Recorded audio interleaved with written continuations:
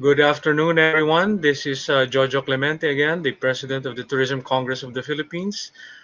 Wishing everyone well all over the Philippines. And we're very lucky to have this afternoon some high powered guests for our webinar for Bohol Tourism in the new normal innovations and strategies. Um, this will be a very interesting topic as we are going around the regions and the provinces to see how each province is doing and what they plan to do in this time of COVID and how they plan to cope with tourism as we go through this period. We're very lucky to have this afternoon, as I mentioned, some of the leaders of the Bohol tourism industry, and let me introduce them one by one now. Uh, let's start with probably one of the best people to have for this topic, the provincial governor of Bohol, Governor Arthur C. Yap. Hi, Joe. Good Yeah, good afternoon. afternoon. Yes, thank you for being here with us. Salamat. Thank you Uh, for the invitation. Go. And then we also have Engineer Alan Christian Vargas, the president of the Bohol Association of Hotels, Resorts, and Restaurants, or BAR. Is also the owner of Lobok River Resort. Good afternoon, Alan. Good afternoon. Thank you, Joe, for the invitation.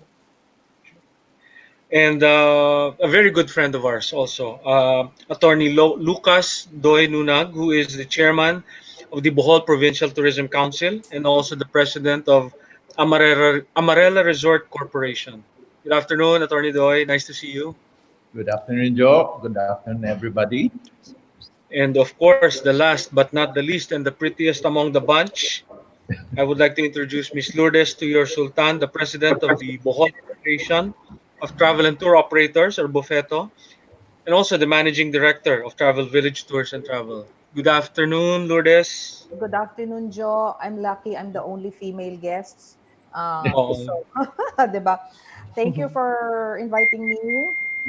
Good sure. afternoon, everyone. Good afternoon. Afternoon.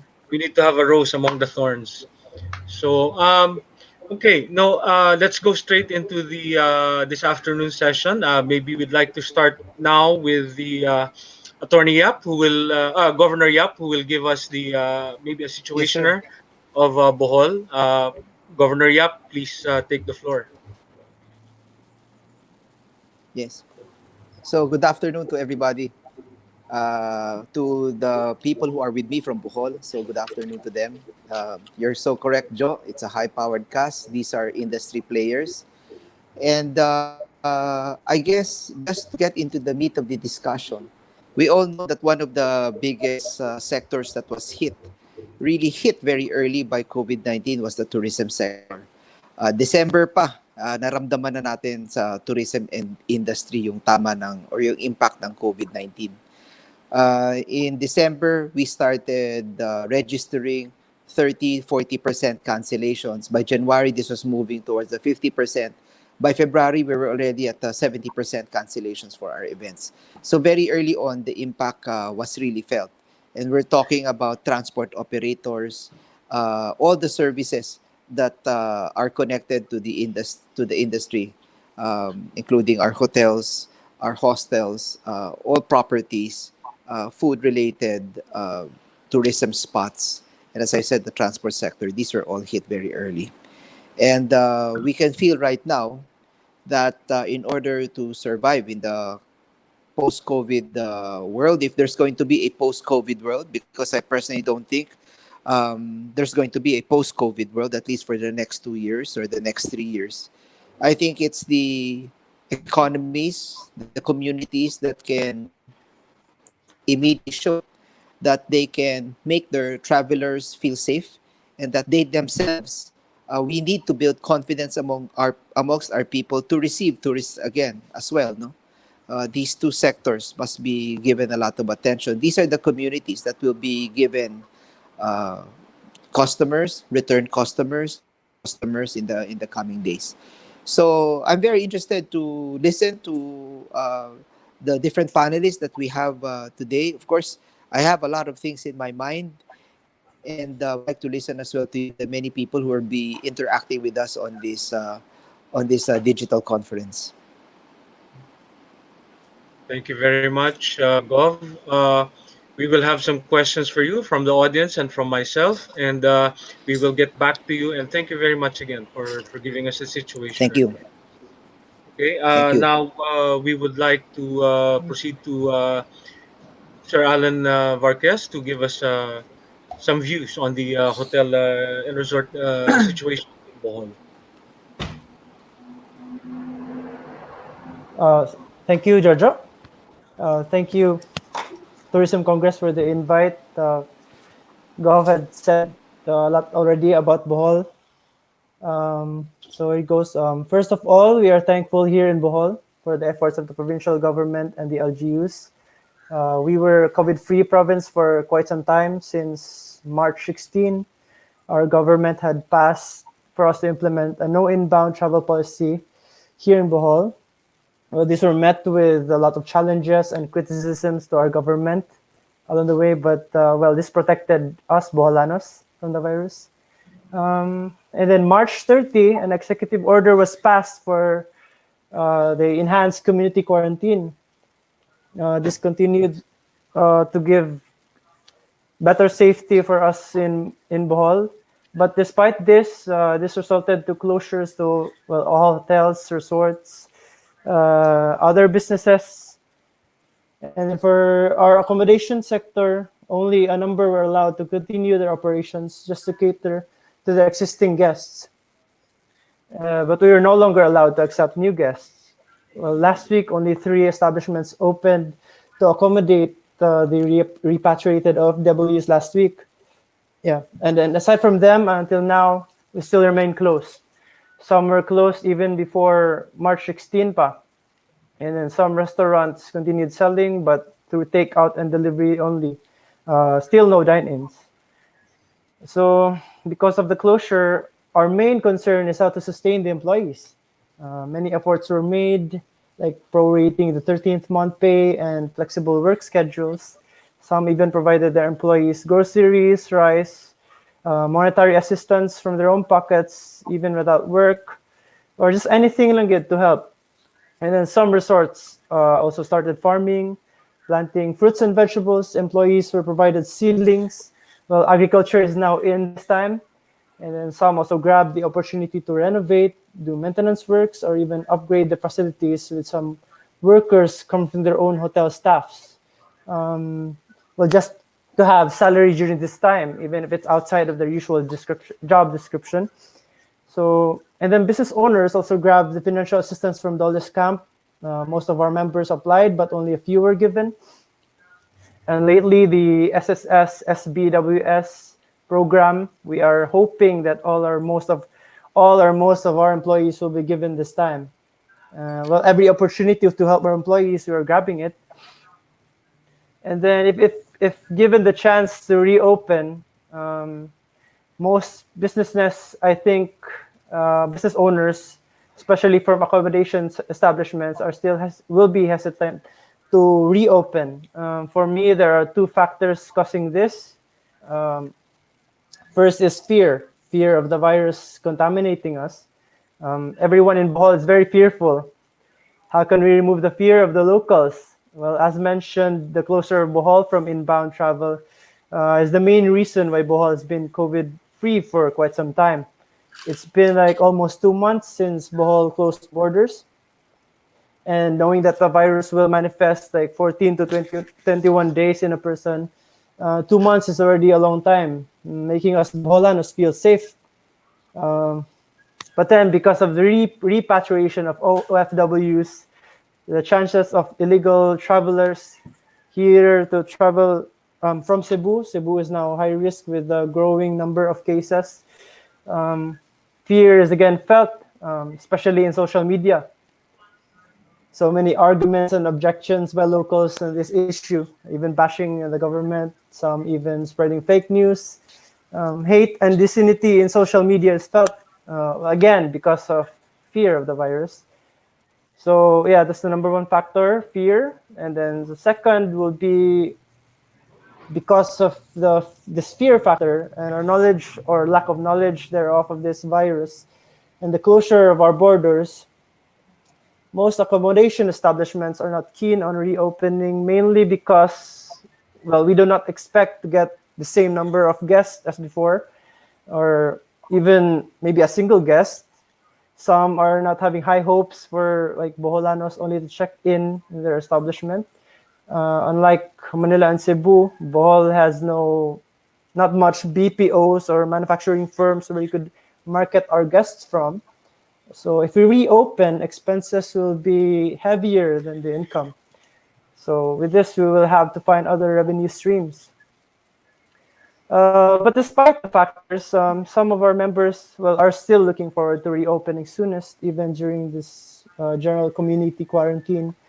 But again, the main reason, which is to employ, sustain, and help their employees. We are thankful for our partnership with the government, Gov, and then they meet us and listen to our concerns, every business sector. Well, even before the virus spread out, government has got us business sector involved in like policy making. So we decided before we can reopen to help craft the guidelines for the new normal: social distancing, wearing masks, PPEs, hand washing, regular disinfection procedures, and many more. Well, we must learn to embrace it. So together with the government, provincial government, we're crafting these guidelines specific for the hotels and restaurants to implement. Hopefully by next week we can finalize it already. And then DOT is also crafting guidelines, and I think they are already close to finalizing it. Hopefully with these guidelines, and when we learn to operate and live with this new normal, and make safety and health our priority, not just for us sector, but for everyone here in Bohol, we can address the fear factor and use this to market Bohol and attract more tourists. Okay. Thank you very much, Engineer Alan. We will come back to you also in a little while with some more questions. Very interesting to note what the hotel industry will be doing in Bohol. Now we would like to call on our next speaker, Tornidoy Nunag, President of the Bohol Tourism Council. Tornidoy, your message for our viewers, are your any reports that you may want us to know about what's happening in Bohol? Thank you, Jojo, and thank you, fellow detainees. I I have to confess, though, that Bohol is a rather nice place to get caught in a lockdown. Here, we can witness up close nature taking a breather. So the fireflies are back even in Panglao. Birds and butterflies are all over the place, and the sea is so clean. But so much for that. Exactly 2 years ago, the government closed down Boracay due to various environmental reasons. And the stakeholders of other popular destinations like Bohol asked themselves, who is next? As it now turns out, we are all it, and we have no choice but to close down. Until when? Your guess is as good as mine. Over the past few years, Bohol as a destination has had its fair share of disasters, both natural and man-made. We survived the killer earthquake and the super typhoon of 2013, the flood of 2015, the Abu Sayyaf incursion of 2017. But COVID is a calamity like no other, and no amount of prior exposure prepared us for this pandemic that has hit the travel industry and tourism the hardest. From the time that we became aware of COVID-19, the province had placed the safety of Boholanos and visitors as the top priority. And we are thankful that the governor proactively installed the systems and protocols to deal with the disease as best we can and at the earliest time possible. Now, everyone, including the DOT, seems to agree that the tourism industry can write off the rest of 2020. At one webinar on the tourism prospects of our neighbor Vietnam, one expert even forecasted that it is unlikely that the arrivals will go back to 2019 levels until 2022 or 2023. As Allen has already mentioned, the key challenge is the fear factor. And we can also expect the protocols of airports and airlines and ports of entry to be quite formidable, such that the ordinary traveler would rather avoid the hassle of taking a trip, especially to a foreign destination.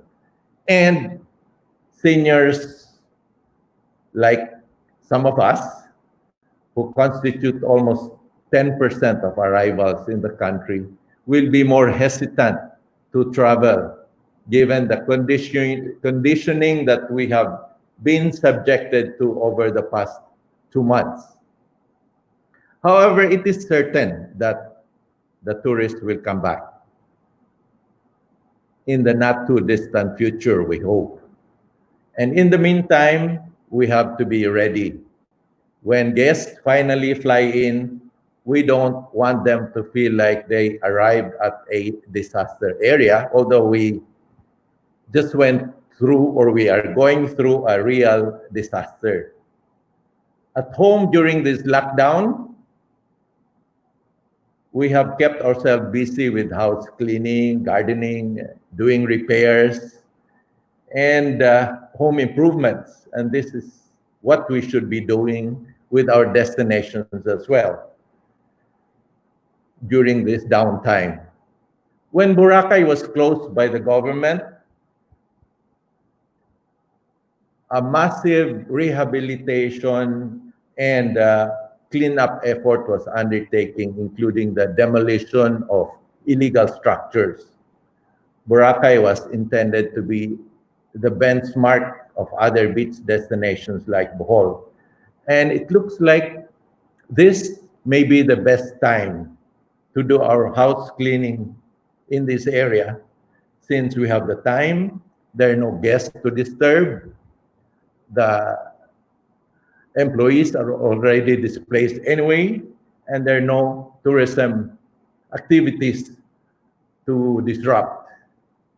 On the product development side, under the initiative of Governor Art, we have been discussing pre-COVID the enhancement and revitalization of Bohol tourism. And the key initiative is the development of new circuits anchored on heritage churches, including those which were restored after the earthquake. And these circuits will also introduce new products, especially ecotourism and farm tourism attractions. And we can talk about this initiative more as we go along. Thank you. Thank you very much, Attorney Doy. Very good points made there. Uh, One more before we go to Lourdes. No, it was mentioned that the province is now looking at heritage tours, and one of the things that we've been learning from our clients and our duty attaches abroad is that when people start to travel again, they will be looking for more experiential uh, travel, more fulfilling travel, and I think that will play right into what Bohol will be able to offer from what was mentioned. So we'll tackle a little bit of that in a while, and now we go to our the last, but of course not the least, our last The speaker is Lourdes Sultan. Hi, Jojo. Hi, Lourdes. Yeah. Yes, please. Yeah. Um, First, I'd like to thank TCP for hosting this series of webinars. This is really a perfect venue for all of us to be abreast of trends, developments, and updates. but most importantly for us to be able to share and hear from each other's experiences as we navigate through this crisis. Now, like any other tour operator anywhere in the country and the world, we too are struggling to survive. In our case, this is far more challenging than our experience in 2013 when Bohol was hit by the earthquake. But on hindsight, maybe it was a dry run for us, for the worst was yet to come, this pandemic. As we all know, the tour operators being the consolidator of a network of suppliers in a destination, I'd like to take this opportunity to also bring forward some of well the situation and some of the issues relative to our to the other sectors like the transport and the guides.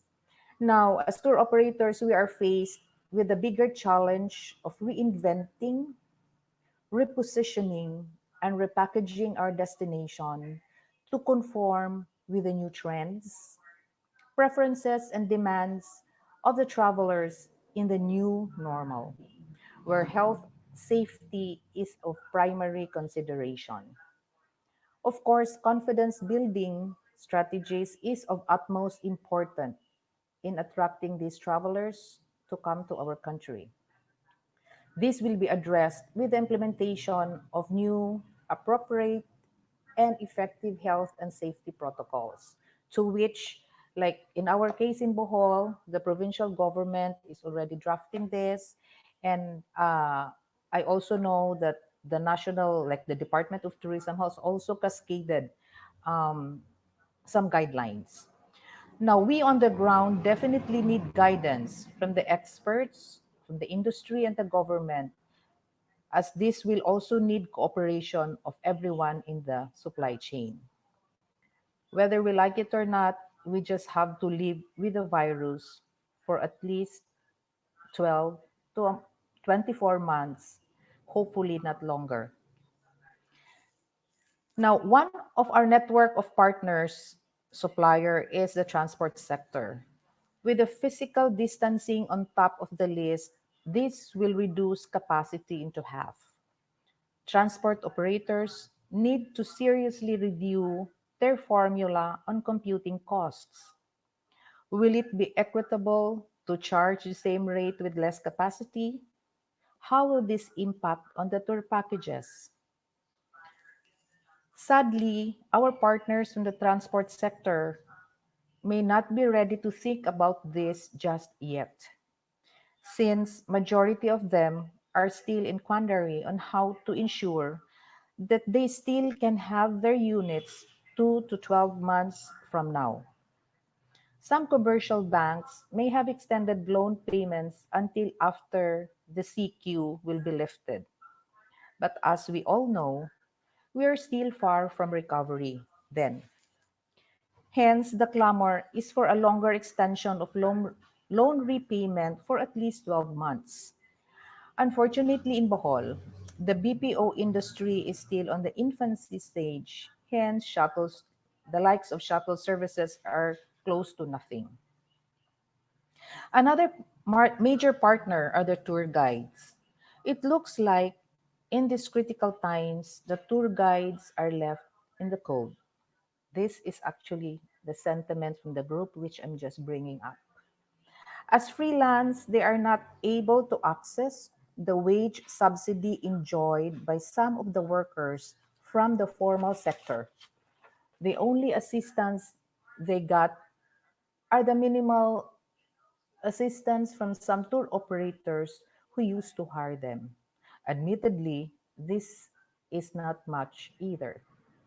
With the valuable talents and expertise of these guides, who are our frontliners in tourism, the group requests to be provided with access to alternative temporary livelihood opportunities until our industry recovers. A few of them might be able to keep their heads above water now, but majority may not be. Further, to prepare them for post-COVID recovery, We hope the DOT can provide them with trainings and retooling. As to the sites, especially those which are used to high volume of visitor traffic, embracing the new normal can be challenging if it will be equated with revenue. It might this might be an opportune time for LGUs to seriously study, determine, and implement the carrying capacity of our sites. The new normal should include embracing the concept of responsible and sustainable use of our resources. But now, the challenge of providing livelihood for the displaced workers is imminent. Majority are locals who are directly employed by these sites, like the Chocolate Hills, the Lubbock River Cruise, or by the souvenir shops, etc. Now, on the positive note, just like what mentioned by Doy, this lockdown might be a good time to do the tedious task of cleaning up, doing repairs and preparation for the anticipated recovery. This may provide income flow for some of our workers in the short term. Now, moving forward, I've been hearing forecasts and opinions from tourism experts on the major shift of tourist preferences and trends, pointing to adventure and activities for travelers to learn and experience the culture and heritage of the destination. Now, again, as mentioned by Doy, fortunately for Bohol, since around 2018 through 2019, the private and the government sector have started to identify potential new offerings, some of which are now on the development stage already. These are programs that will showcase the cultural heritage of Bohol. Aside from our heritage churches, we have itineraries that can provide venue for tourists to see, experience, and taste our traditions, culture, and cuisine. Admittedly, it may not have been given serious attention then, since all of us were focused on the products which attracted greater volume of visitors. But now, COVID-19 have caused us to look at the opposite. Figuratively speaking, we will definitely revisit our initial sketches and add the finishing touches so we can frame it and hang it on our wall for the world to see. Thank you. Thank you very much, Lourdes. Very detailed report on the situation in Bohol.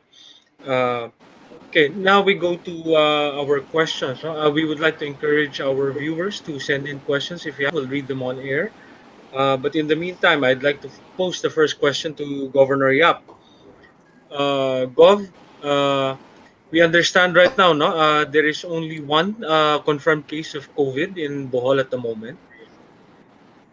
Uh, there, yes, according to the DOH tracker, there is one, and that's a Chinese tourist that Okay, was diagnosed when the Chinese tourist left already the Philippines. See, the Chinese tourist was already back in China when they diagnosed the person as COVID okay, 1. And okay, then last week, there were possibly two. Unfortunately, sa rapid test, fortunately, sa rapid test, diagnosis negative. But last week, according to the DOH, I think there were two that nag-positive sa PCR test. So right now we're okay. still waiting for some others because we're waiting for some test results right now.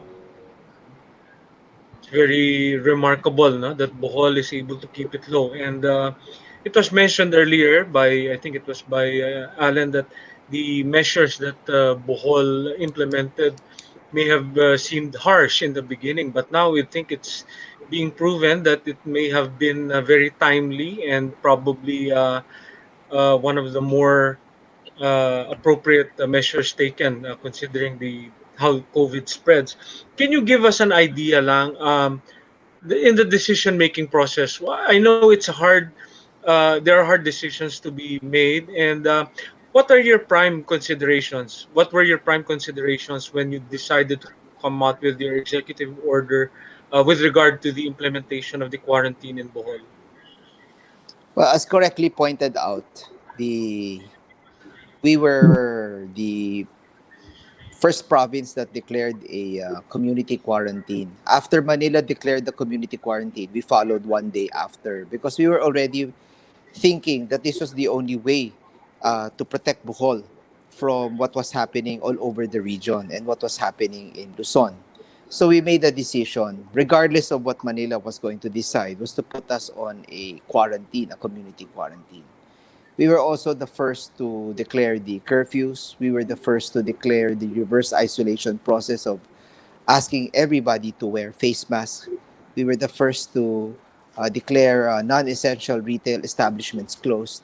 We also put our 65 and above senior citizens on curfew, and also those who were below 18 years on curfew as well. And basically, the question is, what was in a way, the motivator? What was the main consideration why we had to do this? We had to do this not only because of what we saw all over the region, what was happening in Manila, but of course, but because we know what our capacity and our resources, what available resources we had at that time and up to this time. You know, we're suffering from limited ventilators. We're suffering from limited bed space capacity, and that was the biggest motivator. We also have a limited number of specialists and doctors and nurses that can attend to this specialized type of viral disease. So that was the very big impetus why we had to um, lock down early and why we had to act early. And even up to now, we're still trying to take baby steps because those weaknesses continue to be with us today, the weakness in the system. Right now, we're still converting our Galliares Hospital as a 250 bed capacity COVID hospital. And limited ang number ng ventilators natin and specialists. And kulang ang testing kits natin. And that's very critical. In order to move forward in the coming days, you need to be able to test. Because when you can test, then that's the time you can isolate people and then you can treat them. And then in that way, you can now manage a more rational way of opening up your local economy, whether it is strengthening the agri sector, the fisheries sector, the tourism sector, light industry, food, whatever other industries that you may have, it will proceed from that. And up to today, we don't have that number of testing kits. We are a province of 1.3 million. We need to at least test about 35 to 40,000 in order to get a good epidemiological statistic, and we can't do that with what we have right now. So I guess that was the impetus, Joe, why we had to declare all those measures very early. Okay. And from the looks of it, it seems that it was very was the appropriate action to take. This is a Thank you. question for everyone, no, including Gov. We're receiving questions as to how does Bohol plan to address when the tourists start to come again to Bohol. What, at least maybe in broad strokes, you can give us ideas on how you will handle ferries that will be coming in from Cebu, or maybe when the flights start coming into Tagbilaran.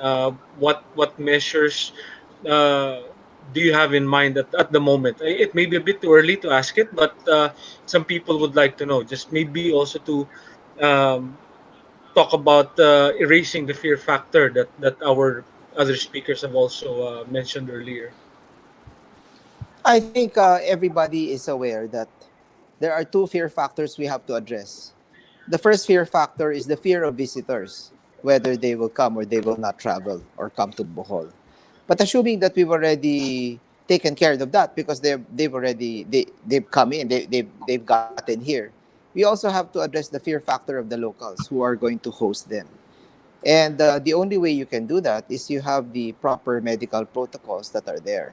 And that's what we're working on right now. So what we're doing right now is talking to sectors, to the people in the food industry, in the restaurant industry, the hotel industry. We've even had discussions with the dioceses of Talibon and the diocese of Tagbilaran. So moving forward in June, how are we going to do observance of our religious gatherings and practices?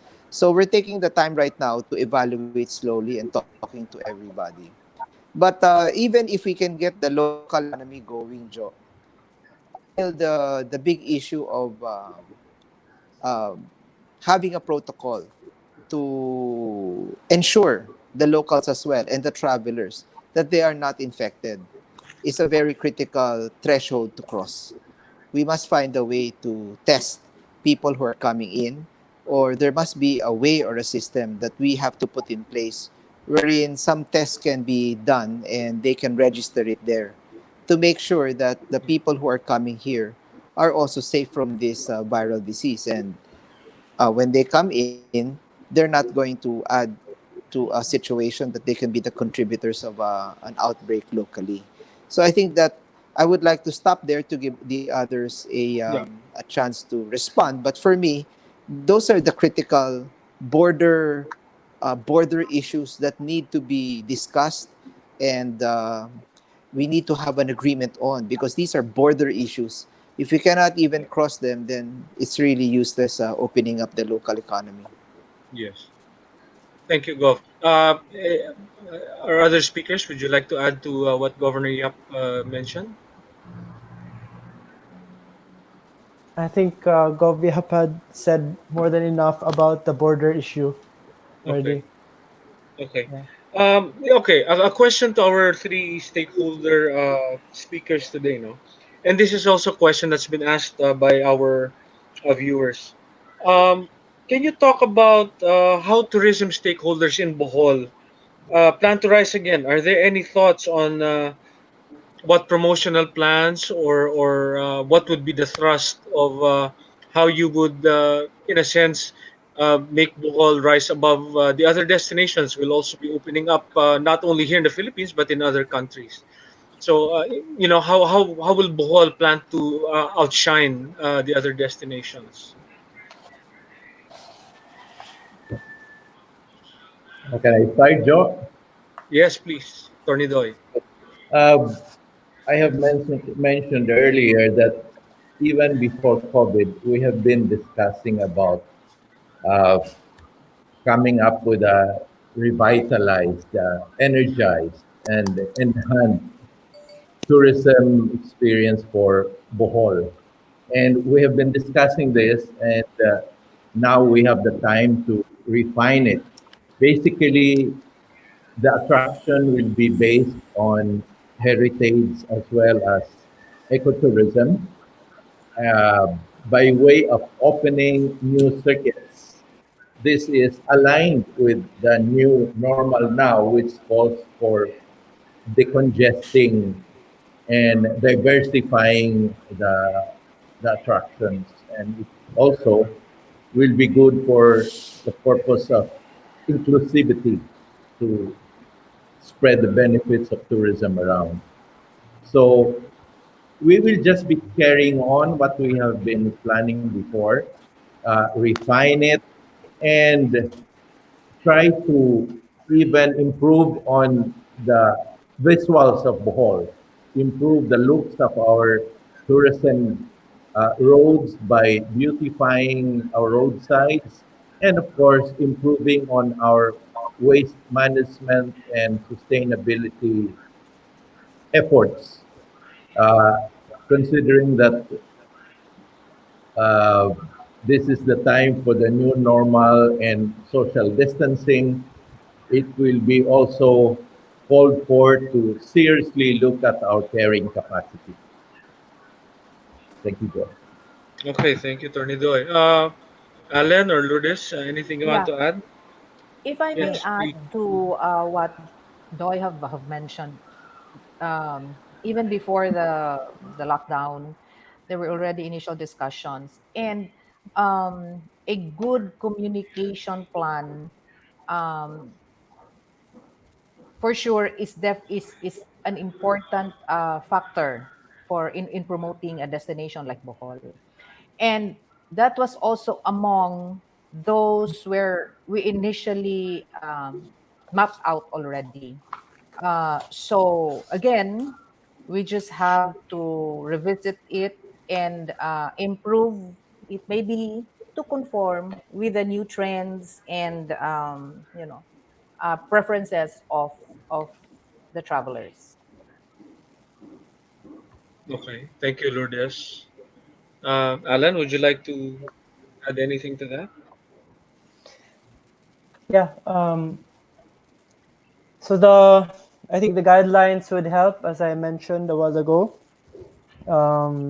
We have had difficulty with controlling or like the accreditation part of the establishments. I think this will be a good way to check if these establishments or the transportation, if they'll that they would really follow the guidelines of the of for safety and health. It will be also a good way to market uh, this to the other outside tourists. Like we can saying, we are safe. That um, all of us here in Bohol are following the proper protocols for you to come here and be safe. And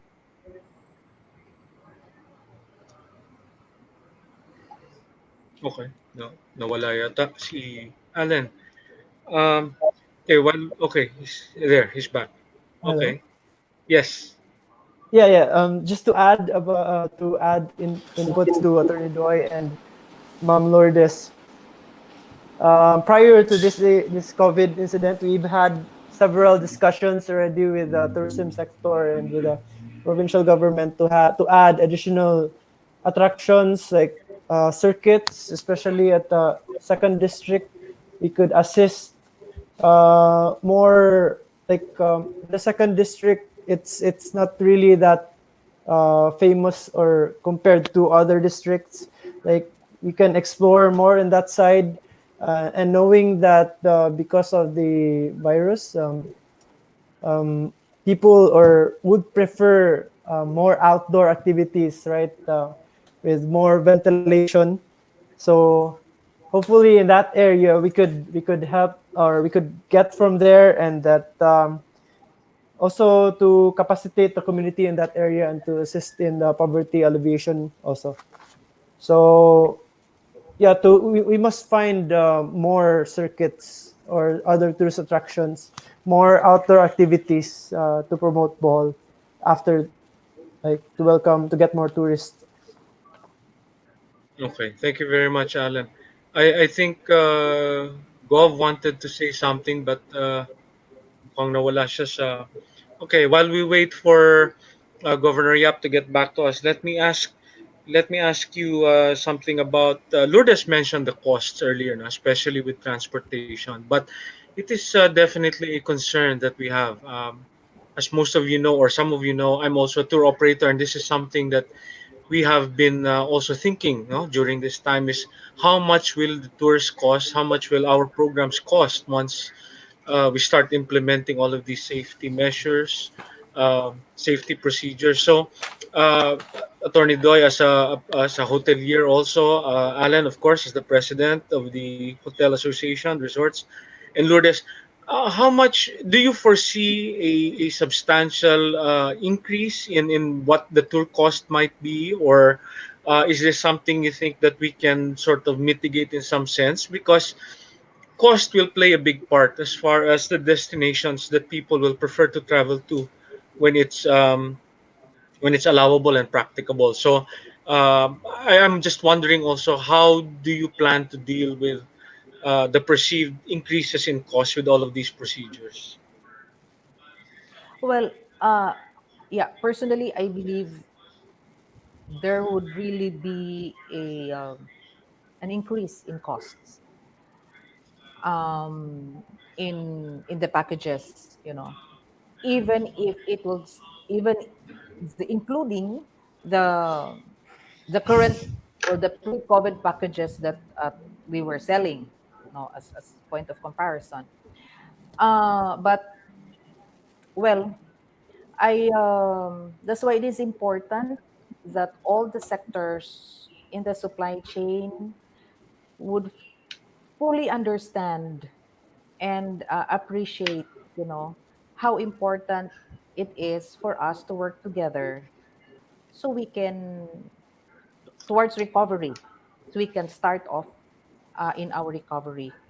Now, well, for the new offerings or new circuits that we started to develop and identify, um, some of it may be not that expensive, but then um, I think it's more of the cost on the transportation that will play a major con- role. Thank you very much. Attorney Doy, Alan, would you like to give some Yeah. insights also? For On me, I think Alan, because of the additional requirements of having PPEs and like alcohols or masks or even the suit, it will be a requirement because of the new normal. It will probably cause, in effect, increase in the room rates possibly. We can observe it, or we have read it already, like in the airlines, right? There'll be no more piece of fares like before. But then we will have also to balance it out, since how can we get more tourists if the rates are like high, right? So probably there will be a time for promotion also. So we will have to study and weigh when to increase or decrease our rates. Yeah, and then I agree with Ma'am Lourdes also, about the we should be working hand in hand with the suppliers, with since well, knowing that the supply of PPEs right now are in demand, it will be expensive, so it will be more added cost. Like even the mask is now times five of its usual cost at least. So hopefully by then, soon it will be like the rates would be less or close to the original. Maybe we can adjust the rates to balance and to make it affordable for everyone. yeah. Attorney Doy.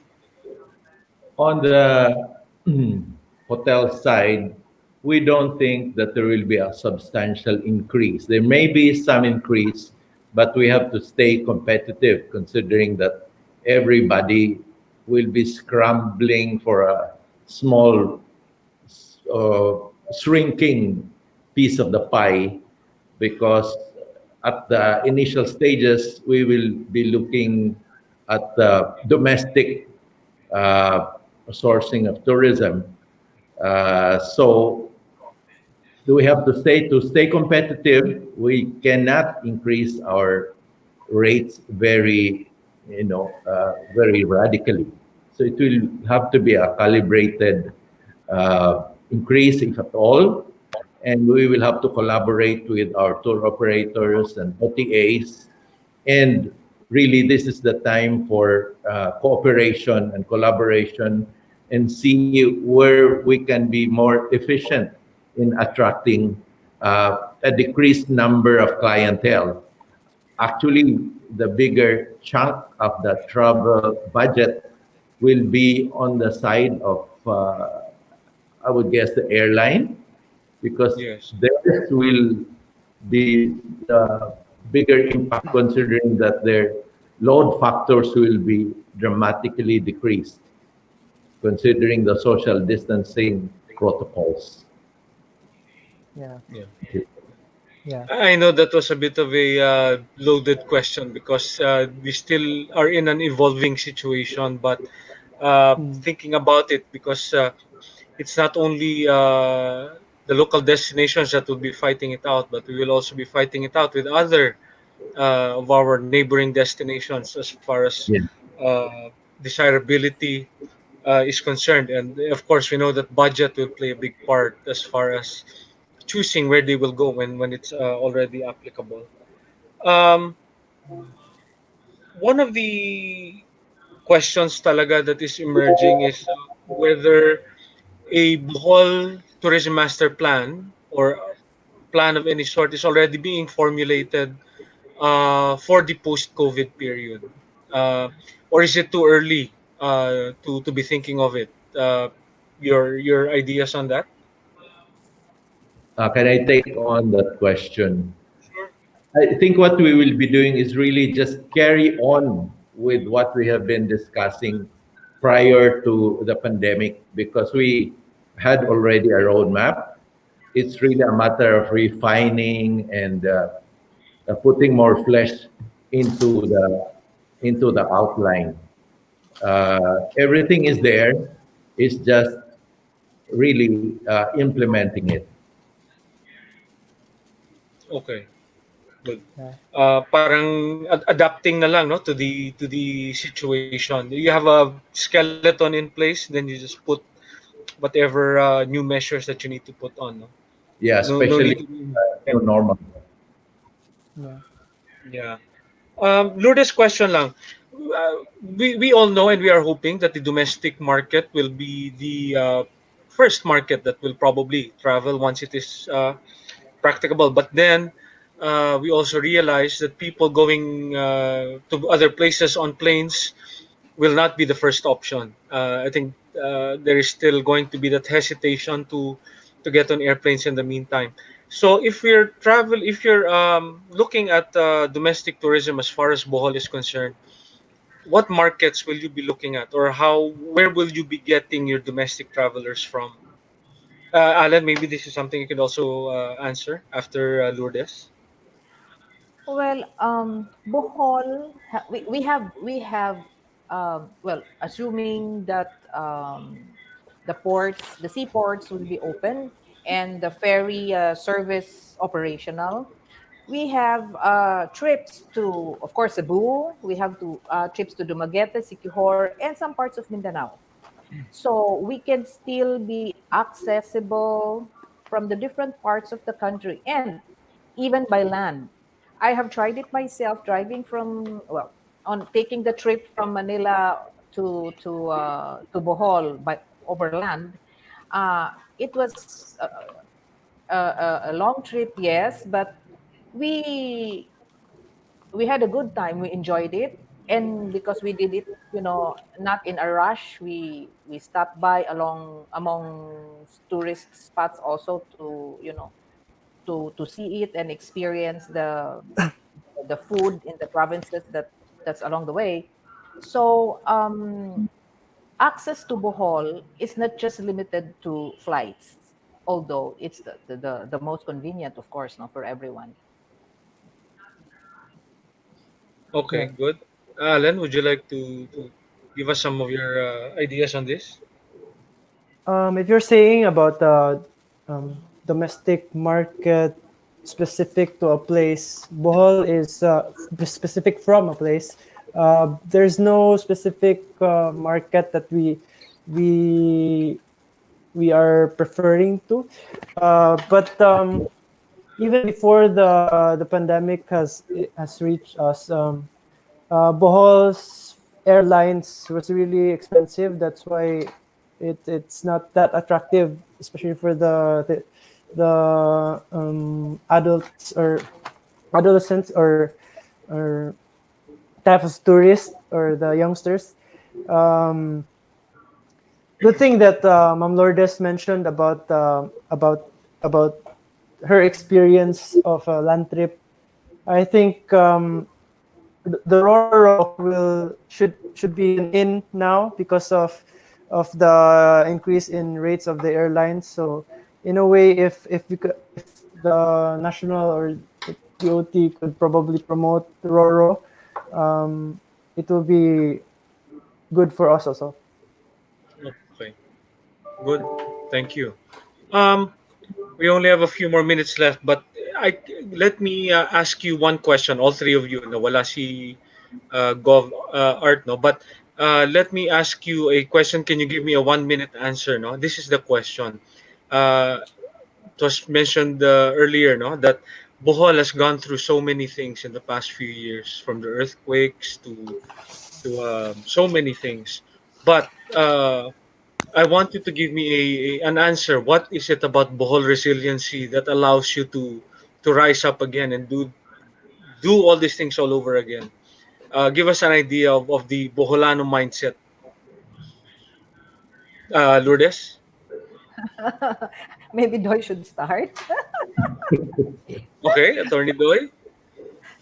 I think the thing is, it's the Boholano faith in divine providence that he will provide, and also our attractions are nature and heritage based.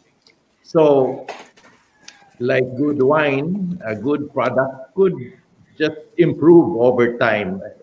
We have these products. We are confident the market will come to enjoy and experience what we are already enjoying every day. Good answer. Okay. Thank you, Attorney Doyle. Lourdes, short answer. Well, What is it adding about the Boholanos? adding to that, we Boholanos are fortunate that there is a good relationship and strong partnership within the between the private and the government sector. I think that makes a lot of difference. Okay. Yeah. Alan? Well, yeah, knowing that Bohol is has diverse natural resources, um, even if we're down right now, even if our hotels or we only have limited space, we can always find other means to survive, like probably other gimmicks or other discartes, like other activities. Yeah, and then yeah, Bohol is also Boholanos are prayerful. I myself is prayerful. We're faithful. Yeah.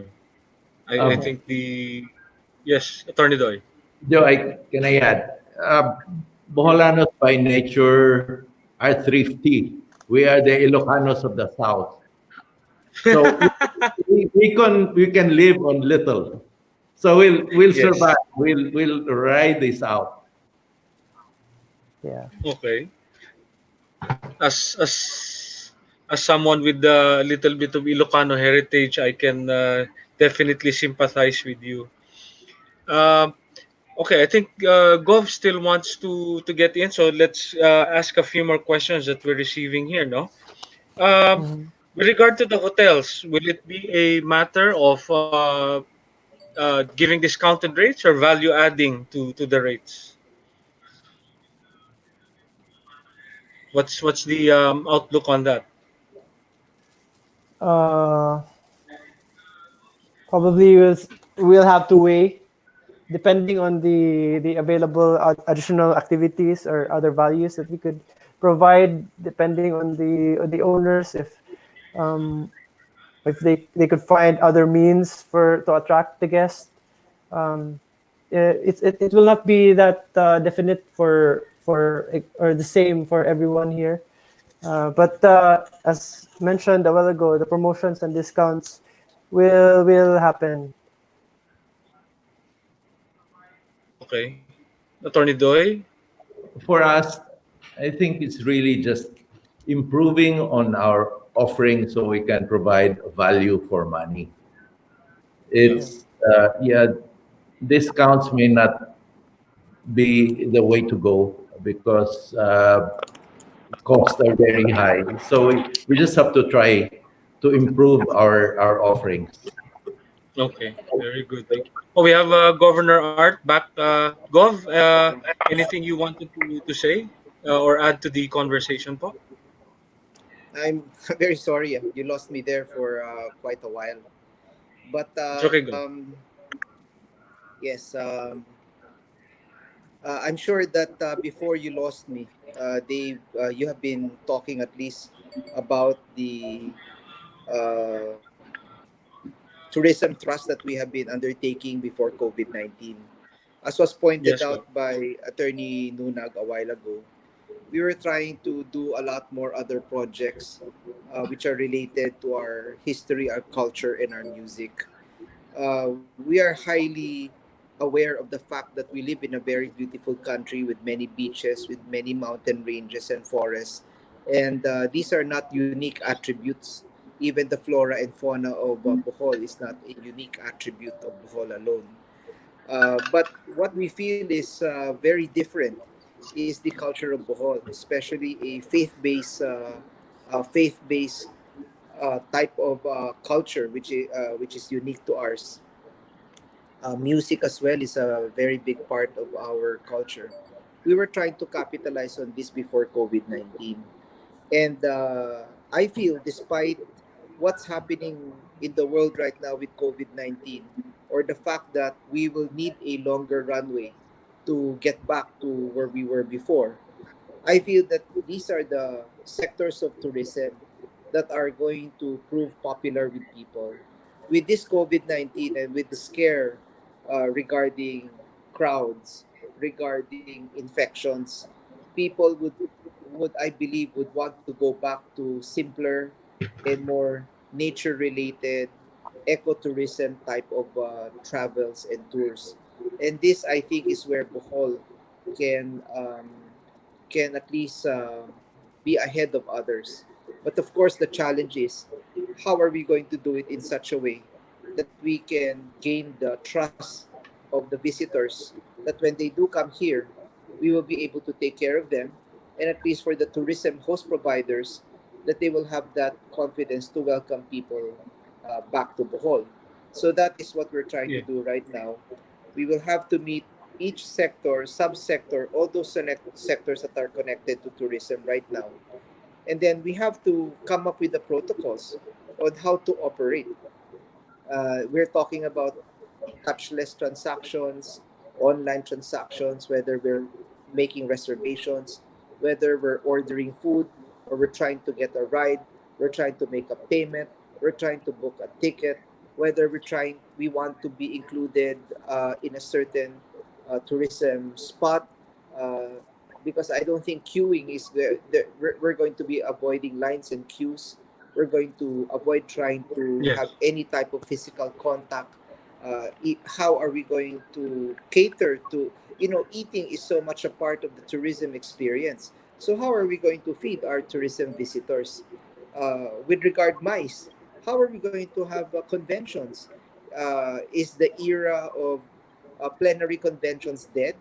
Is this going to be it? Yes.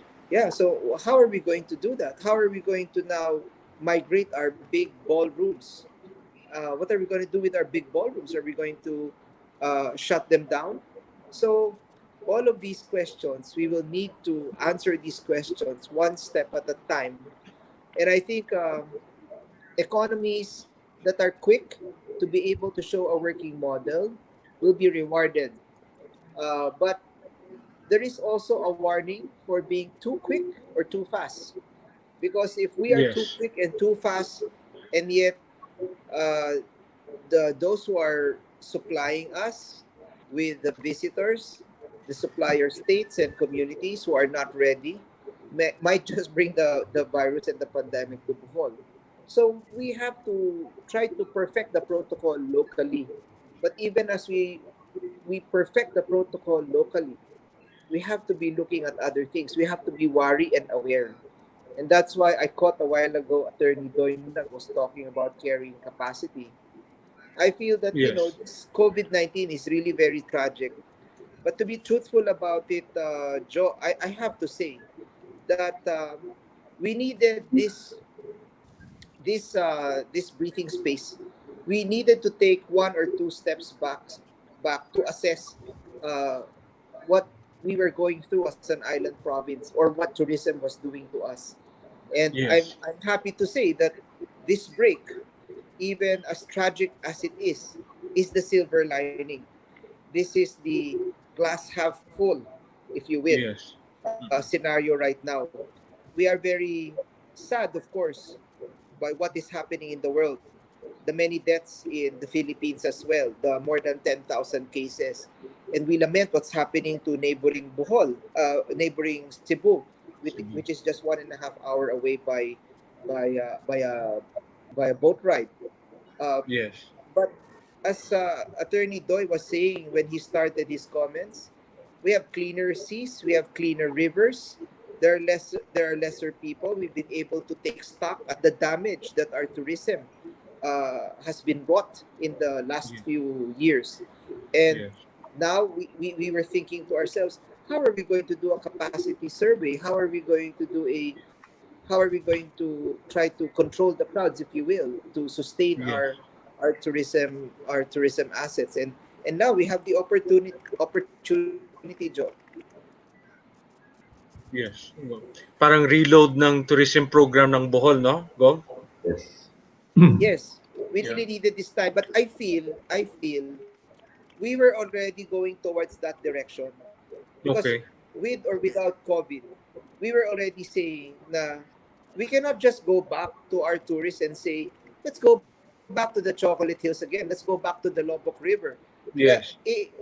It's a very good circuit. But Yes. as all the other panelists have been saying, we've been trying to develop other circuits. Yes. We Yes. can There's a great push right now by UNESCO towards innovation and creative cities and creative spaces. Yes. So I guess that's something that we can do. Before COVID came, I was I had the good fortune of at least attending an extended seminar in Tokyo and Kyoto, Okay. studying creative cities and innovation cities and spaces. And that's what Mm-hmm. we wanted to bring to Bohol, because there is a case to be made that innovation cities and creative cities have been able to give a very high rate of return to their local economy, increase Yes. in income, and then better land values, better quality of life. So we wanted to turn Bohol into something like that: innovation, music, art, history, something which is different from the different type of tourism, because there is the tourism of the fast-paced urban action, the casinos, the glitz, the lights, the music, the fashion, the tempo, the crowds, the Yes. sales, the shopping. That's a different type of tourism, which, well, Yes. uh, well, it all has to be there, right? But we don't feel that that is the place that Bohol wants to fill. Yes. We want to Yeah. take care of our environment. And with what's happening Yeah. with COVID-19, I think this is going to be a very big opportunity for tourism economies like Bohol that can focus on Yeah. the environment, on food, on health, in the ecology, on sustainable tourism, on simple living, on healthy living. This is something which I think we have to take advantage of here. Yeah. Thank you, Gov. I like the way you look at it. You look at it as a half glass full situation. I think we're at the point na tama na tayo sa half glass empty. I think we now have to look at it as Yes. a half glass full situation. So very inspiring words from Governor Art. No, okay. We've run a little bit over time, but I would like to give all of our speakers the chance to have their final statements for our viewers. Let's start off with the lone rose in among the thorns, Miss Lourdes. What would you like to give us your closing statements? Well, yeah, really I'm looking forward to start working with you guys again. um, it may be 12 months from now or 24, but hopefully sooner. And definitely, um, there's going to be new offerings from Bohol. And we just have, the sooner we embrace living with the virus, the sooner can we move forward. Okay, thank you very much. Uh, Attorney Doy, would you like to give us your final statements? I think we have to make good use of this downtime to improve on our attractions, make it more sustainable, cleaner, more beautiful, so that promoting Bohol down the road would be a breeze. Thank you. Thank you very much, Attorney Doyle. Alan, your thoughts, your final thoughts, please.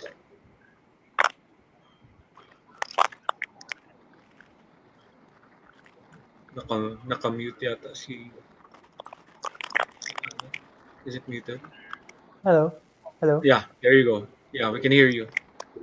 Can I share just something not related exactly to tourism, but would be for everyone. Um, Yes. I guess let us just be more compassionate and understanding of other people this time, well, for their efforts and what they're going through. Well, this applies to our trust with our government. Let us remember that government is God-given authority. So, well, government must do what's best for the people and listen to the people. So, yeah, so they should be sincere with their plans and actions. And for us people also, we must follow that what laws the government impose. It's what I have been noticing or what we've been going through right now actually, here in Bohol. So I just wanted to bring it up. Like let's be honest, who would want to take the position of carrying a burden of our government right now, right? It's just something that I want to voice out. Okay. Thank you very much. Well said, Alan. Good to hear from you. And finally, our special guest for today, Governor Arthur Yap. Your thoughts, your final message to our viewers today. Joe, am I coming across clear? Yes. Okay, thank you. Because you people are coming in, in crack tones. But anyway, I would like to end by making a call that I hope the Tourism Congress can help at least advocate with our national officials in the sense that tourism today, as we know, is badly hit. And in order for us to get back on our feet, we're going to need that type of support. Now, we in the provincial government are ready to help. Like, for example, the provincial government uh, of Bohol, we've actually set aside 200 million for our guarantee fund to help MSMEs get back on their feet again.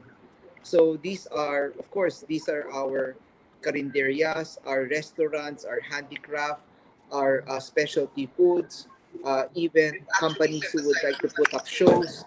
So we're willing to help and to lend. In fact, we also put on top of our surety fund of 200 million, we set aside 50 million as a seed capital fund so that we can get the MSMEs who are really the meat and the bones of the tourism industry, uh, that we so that we can help them. But as we've been talking this afternoon, and as everybody knows, there is the new normal because of COVID-19.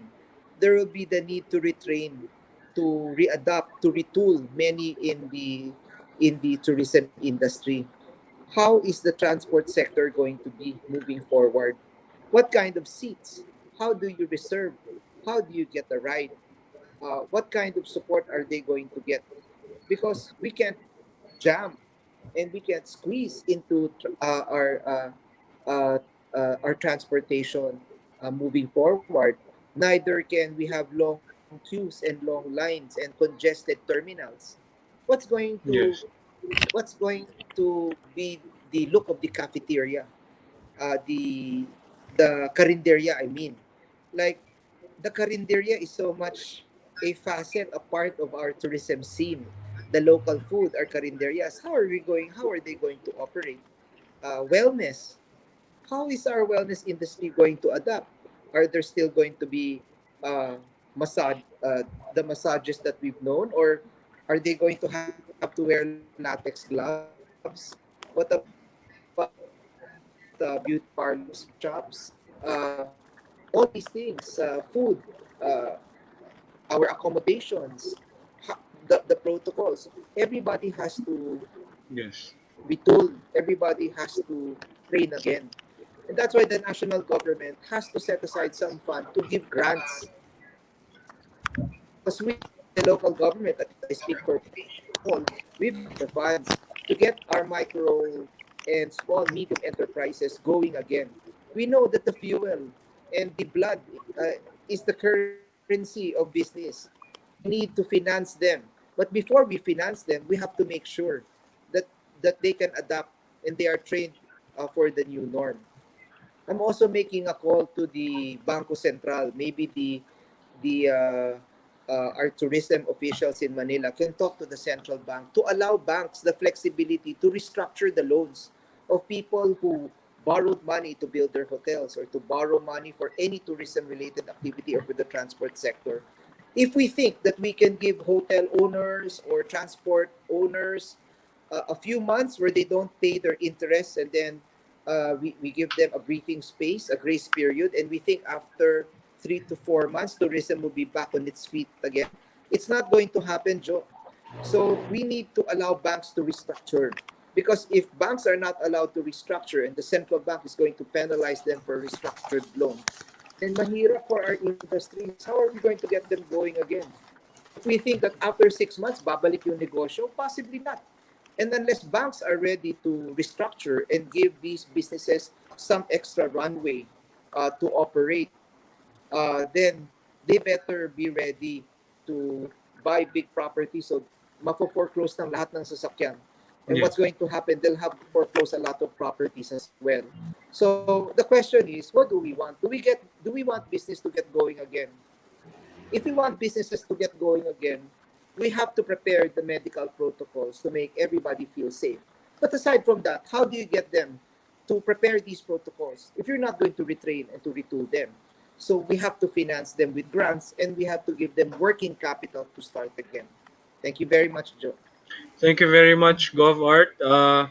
Just to maybe reply to your call for the central bank, that was also part of the recommendations that were given not only by the Tourism Congress but by the various tourism associations as an appeal to the national government to ask for leniency as far as loans, debt is concerned, because of course business continuity and liquidity will be the more important aspects of trying to get this industry to survive and get past the COVID epidemic.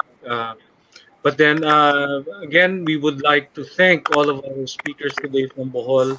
And Gov, I hope to meet you in person when I get to Bohol, when it's applicable already, and discuss more tourism matters with you. And Attorney Doy, Lourdes, always a pleasure, of course. Alan, I would also like to meet with you the next time I'm in Bohol. So with that, thank you very much to all of you. Good afternoon to our viewers. And watch out, we will have another session next week. So thank you very much. Mabuhay, keep safe. And mabuhay ang Pilipinas. Thank you. Thank you. Thank you. Thank you.